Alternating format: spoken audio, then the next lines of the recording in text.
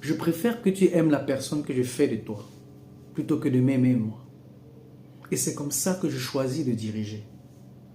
Trop de leaders cherchent à être aimés. Ils veulent des applaudissements, de la reconnaissance. Mais j'ai appris avec les années que ce n'est pas ce qu'il faut rechercher si nous voulons bâtir pour le royaume. Je ne suis plus là pour être apprécié. Je suis là pour t'amener à devenir celui ou celle que Dieu veut que tu sois.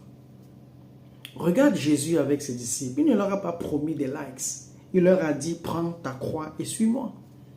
Il les a poussés, il les a corrigés, parfois même blessés. Mais à la fin, ils ont transformé le monde. C'est ça le vrai amour. Et tu sais quoi? Avant de le faire pour toi, je le fais pour moi-même.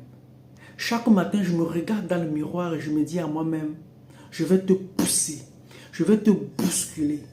Tu vas me haïr parfois, mais la version future de toi-même me dira merci. Parce que l'amour réel, c'est le sacrifice. Et je sacrifie le confort de la version présente pour bâtir la grandeur de la version éternelle. Dans mon entreprise, ça veut dire une chose. Je préfère que tu sois transformé que charmé. Je préfère t'entraîner que te flatter. Je préfère que tu ressortes plus fort que plus satisfait. Car si je te laisse là où tu es, je t'ai échoué.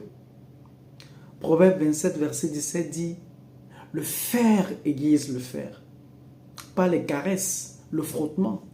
Alors oui, tu vas être confronté, tu vas être challengé, mais ce que je construis en toi, c'est la résilience du royaume. Je préfère que tu m'en veuilles un temps plutôt que de te trahir toute une vie.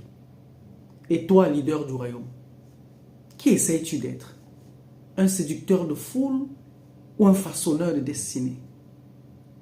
Dieu ne t'a pas placé là pour qu'on t'applaudisse. Il t'a placé pour aimer par la vérité, transformé par la vision. Tu n'es pas appelé à être aimé. Tu es appelé à aimer jusqu'à ce que l'autre devienne ce que Dieu a voulu qu'il soit à travers toi.